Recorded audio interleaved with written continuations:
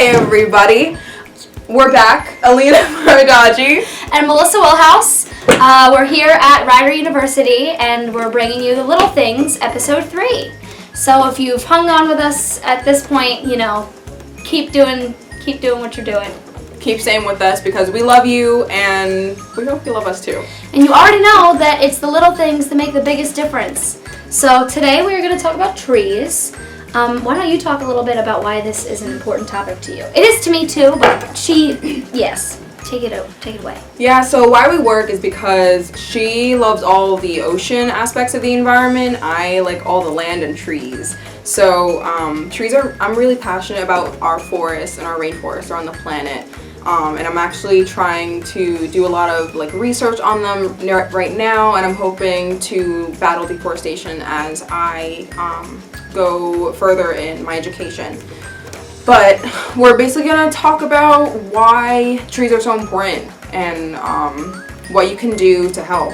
So one of the major challenges our trees are facing around the world is deforestation. But what are trees good for? I mean, there's literally everything that you need. Literally everything. They're so awesome. So they sequester carbon. So what that means is they take in carbon and they store it in their tree trunks. And that is such a valuable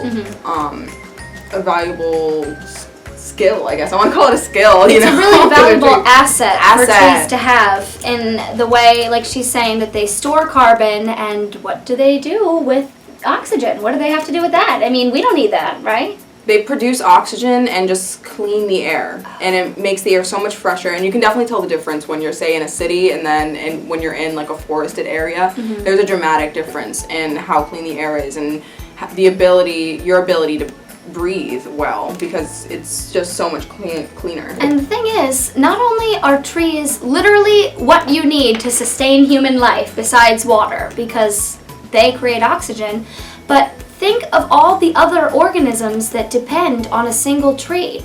Yes, on a large scale, we need trees as human beings, but next time you're in a stroll for the woods, walk up to your favorite trunk and look at how teeming with life it is. And that's something that you might not notice from far away, but when you get up close, you see the bugs and insects that live there. You see the birds that live in the branches and the squirrels and this, that, and the other. And it really depends what region of the world you're in, what kind of wildlife interacts with these trees. But no matter where you go, they are important in every single ecosystem. And they are a resource that is renewable because you can always plant more trees, but you can't get them back at the same rate that you destroy them. It takes years for a tree to be fully matured. It takes years and years and years. Yeah. And they're so valuable, but like Melissa said, they're being cut down at an unprecedented rate for things like agriculture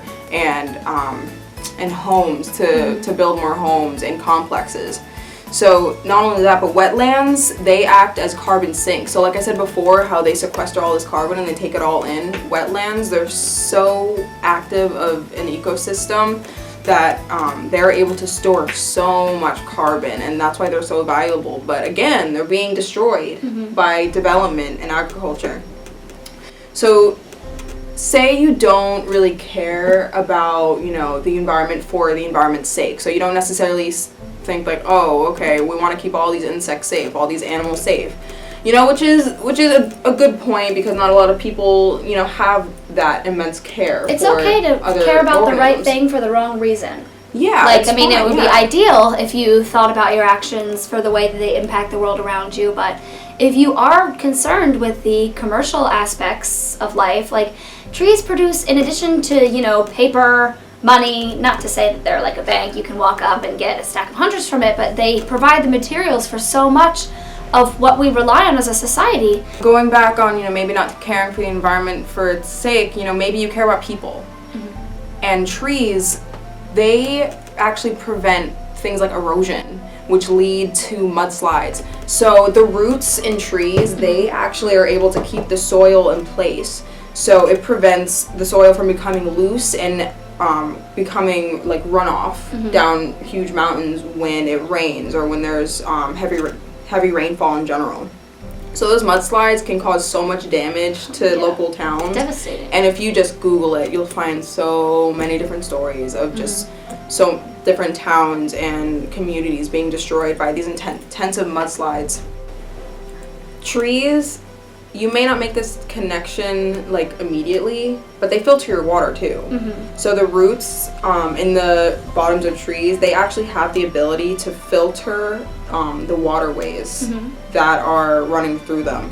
And that I think is really valuable because that will, I think, actually reduce, don't quote me on this, it will reduce the amount of tax money you're paying for like water management processes. Because I'm pretty you sure don't have to do as much. Yeah. Right, exactly, because the trees actually filter out all of the bad contaminants in the water. But if they're being cut down, then obviously those contaminants aren't being filtered out. So, you know, and it's really sad because between like 3.5 and 7 billion trees are being cut down annually. Like, isn't that crazy? It's scary. It's terrifying. I love trees. You know how much I love trees? Like on Easter yesterday, my uncle got me this tree, and you probably can't see it, but it's literally a guide for eastern forests. So basically when I go out on all my hikes, I can just take out my handy tree guide. Awesome. I know. But it's so, I live in South Jersey where, you know, famous for the pinelands and the pine barrens, and it's the largest tract of untouched soil in at least the upper east part of upper east, at least in New Jersey, let's say that. In the most developed state of the union per square foot, this is the largest tract of untouched soil.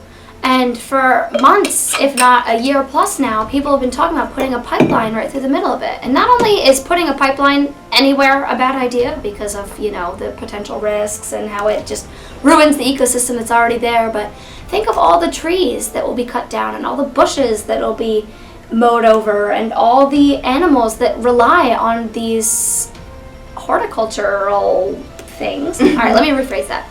And all the animals that rely on the fragility of these ecosystems being maintained. And like I referenced earlier, you can keep planting them, but it takes a while for them to grow to be, you know, what we need them to be.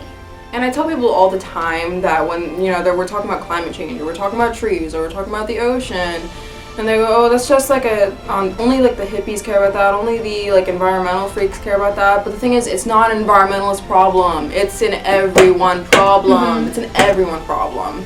Because it's things that we're doing that impact the environment, and they eventually come back to us. So that's why it is so important. Some of the things that you can do are...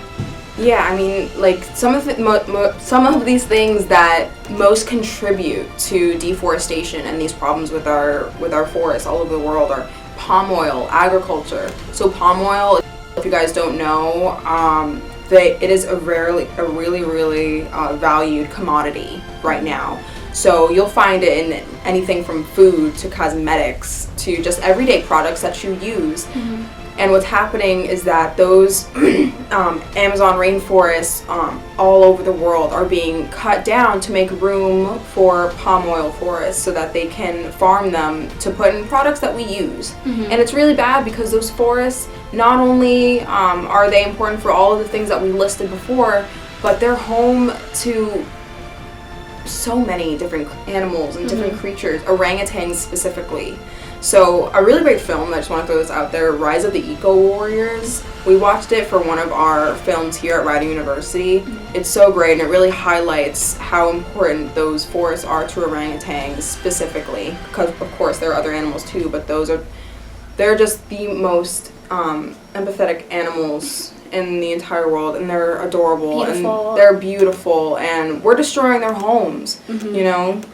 So, you know, going on from palm oil, agriculture in general. So agriculture, it'll destroy the soil, you know, and not only are they destroying the trees to make room for like plants and cows and chickens, but it'll destroy the soil. And then that'll lead to more erosion and more dust in the air, and it's terrible. You know, so like some of the things you can do is you can purchase products without palm oil, and I know it's going to be really hard because just for us, I know it's really difficult. I think a few of the things that I have in my room have palm oil in them, but you know, a couple of them are sustainably produced palm oil, which is better. But obviously, you want to try and stay away from it altogether to decrease the demand for palm oil, because overall it's just a really bad commodity to get into. Exactly, and what people fail to realize is these industries can't keep creating these products if people aren't buying them. So it really does make the huge difference that you choose the sustainable products in the grocery store and that you recommend it to your friends who recommend it to their friends, because like I said, they don't have to keep producing these products unless people stop buying them. You have unless people keep buying You have the power. The power is in your hands to change the world, and you could either change it for the better or for the worse. Obviously, use less paper. So instead of maybe printing out 1 million copies of some paper that you have to submit, or maybe like worksheets, email them out. Just email them, or just do them online. It's just so much easier, you know, instead of printing all of that paper and wasting all of that ink.